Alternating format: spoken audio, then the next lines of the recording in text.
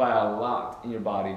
So that's why it's really important to actually get checked out. If you think you may have caught something, if you know that the patient has a history of HIV, go to wherever you work at and tell them what's up.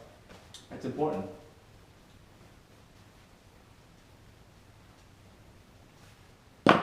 Hold up. Energy drink break.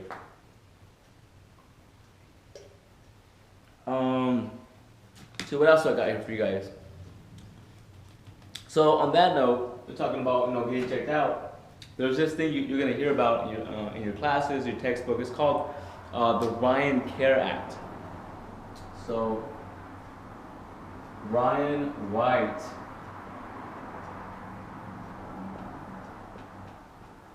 Care Act.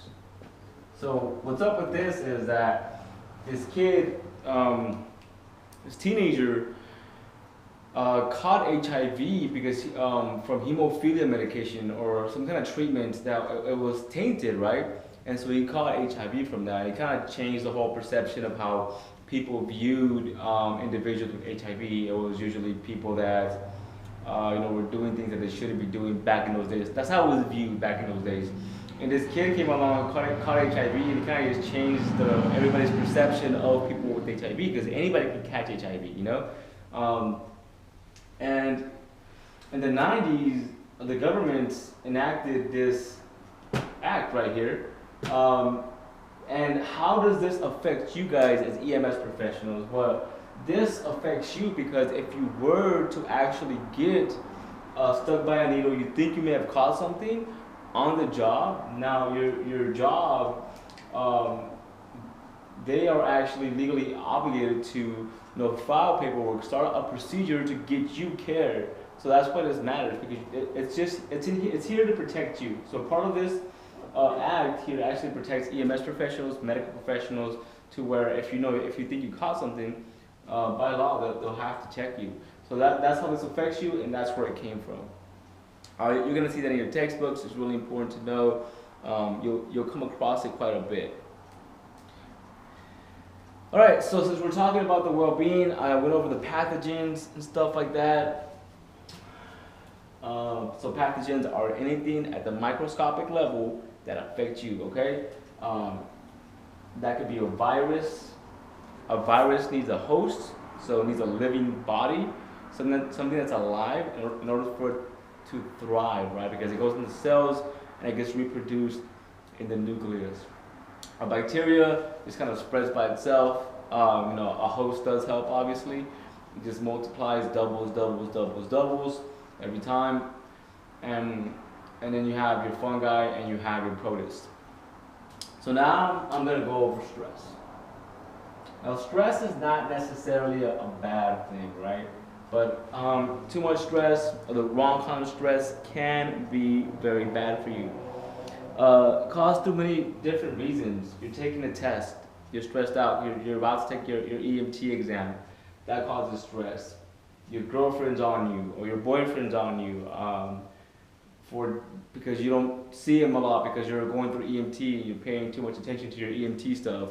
That's causing you stress, right? Work is causing you stress because they're scheduling you during your EMT school hours, and now you're stressed out. So stress can come from many different directions. Some stress is good stress, some stress is bad stress. Too much stress is bad stress, no matter what they say. All right, so this really smart guy came up with 3 different levels of 3 different stages of stress. So the first stage of stress, this is when you're first exposed to the stress. So now you found out, like, oh wow, I got this stressful situation. So what happens? First, your fight or flight system is activated through your sympathetic nervous system, right? So that's turned on. So what happens there is that your pupils will dilate. Pupils dilate. This allows you to see better, more accurate, right? It's just a body's reaction. At the same time, your heart rate, the heart with the arrow going up, it elevates to pump blood to your bodies, to your tissues, to feed that oxygen to where it needs to go, right? It's kind of bracing your body to either fight or flight, run away from the situation, from the stressful situation. Also, your bronchioles dilate. Bronchioles will dilate. Dilate. This is the bronchioles. I'm not sure if you know by now, but your bronchioles are the tubes in your lungs that kind of feed your alveoli. Right before the alveoli, they dilate to allow more oxygen to come in and feed your body, your tissue, because you're about to need oxygen because you're about to fight or flight. Maybe, not really, but that's what happens inside your body through the sympathetic nervous system. So this is really just kind of like, you're kind of just taking in the information and you're like responding to it. You're kind of like, what's going on right now? Like, is this really happening? No, like that kind of stuff. That's the first stage. The second stage in life, or through a given period, is resistance. So second stage is your body's becoming resistant.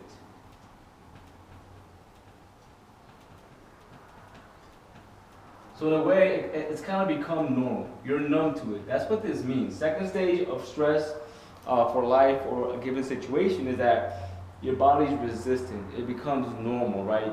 You're just kind of fighting the urge, whatever it is. So, but after a while, in the third stage, this is where your body just can't take it. Your body's kind of worn off from this. So, just low resistance.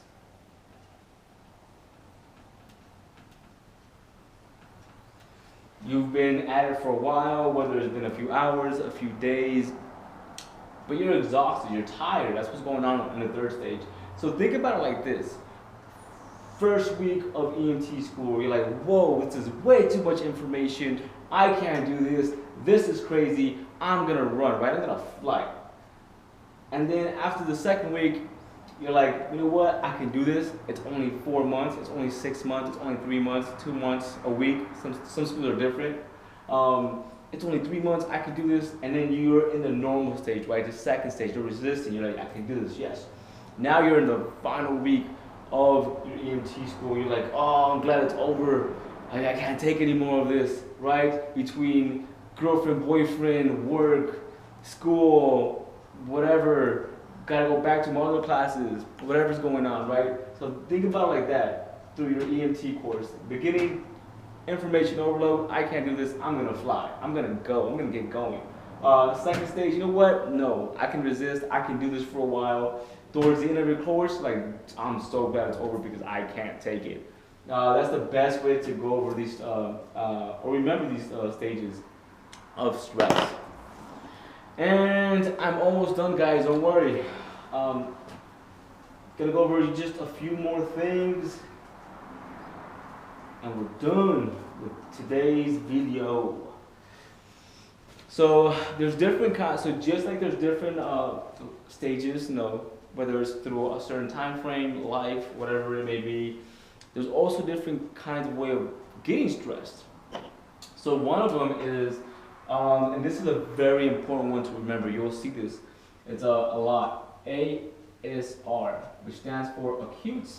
Acute, in case you don't know, means that it suddenly came on, so it's sudden, right?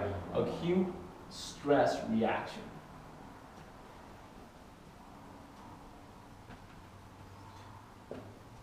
Alright, so this means that your patient is going to be pretty much out of it.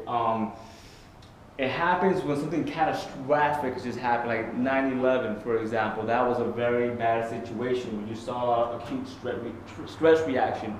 Patients were sobbing, they were hysterical, right? They were just out of it. And that's what you're going to see with these patients because something horrible just happened. For Hillary supporters, right? Donald Trump just won, so you guys might have been ASR because to you that maybe that was catastrophic. I've seen the news that some people think it's the worst thing to happen in the world on either side. But so ASR, acute stress reaction, something just happened. You're like, whoa, that just happened, and now I'm going haywire because I just can't take it. It's too much for me, and that's what this is. The thing about this, why it's so important to remember, is that ASR, your patients may present themselves as if they're respiratory patients, respiration will be too high. But why? It's because they're freaking out, right? So they're hyperventilating. So these patients will be hyperventilating.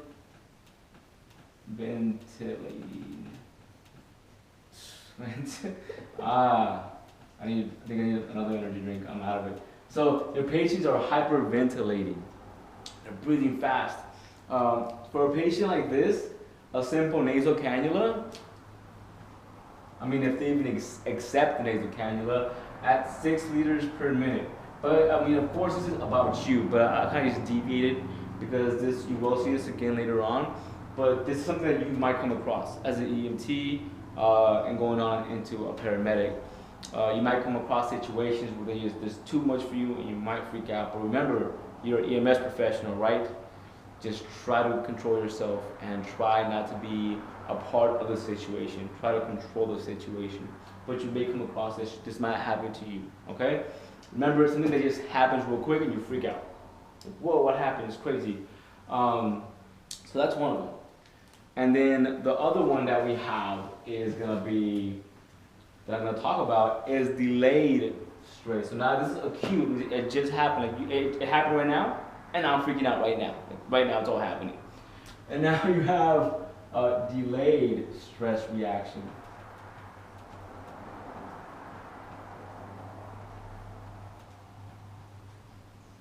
So this is kind of a tricky one, right? It's kind of just barely been discovered in people, and it was discovered in military personnel, really. So this is, so let's use a military experience. So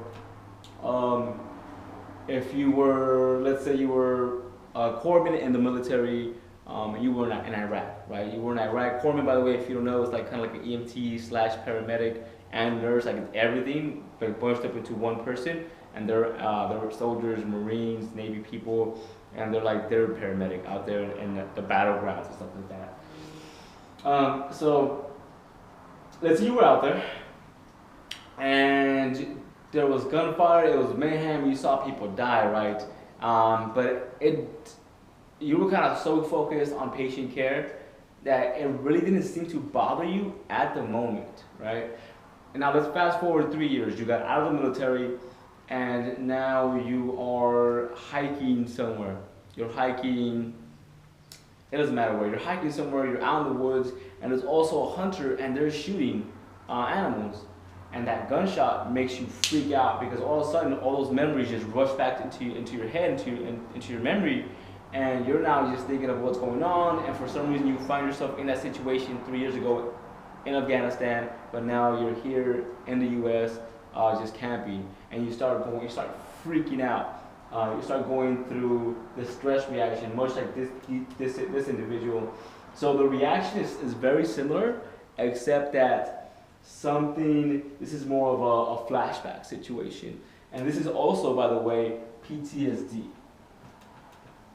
So if you ever hear of PTSD, and this is very normal in the military scene, they're talking about delayed stress reaction when somebody goes off the rails for no reason, or it seems like it's no reason, but really that there's something behind it, and it's something that happened to them prior, whether it's a week ago, a month ago, a year ago, 10 years ago, and that's what delayed stress reaction is.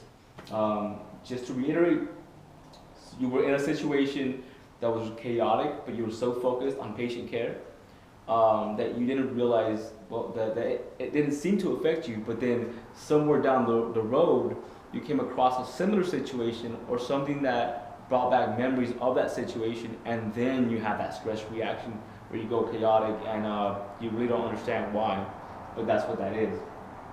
And then the third one, and the final one that I'm going to talk about is the worst one. I think it's the worst one out of all of them. It's the one that you really have to watch out for, because these acute stress reaction, delayed stress reaction, those just kind of happen and then they're gone, right? Then we have what's called cumulative stress reaction. So let me see, make sure I spell this right. Cumulative stress reaction. So this right here is when people kind of bottle up stress,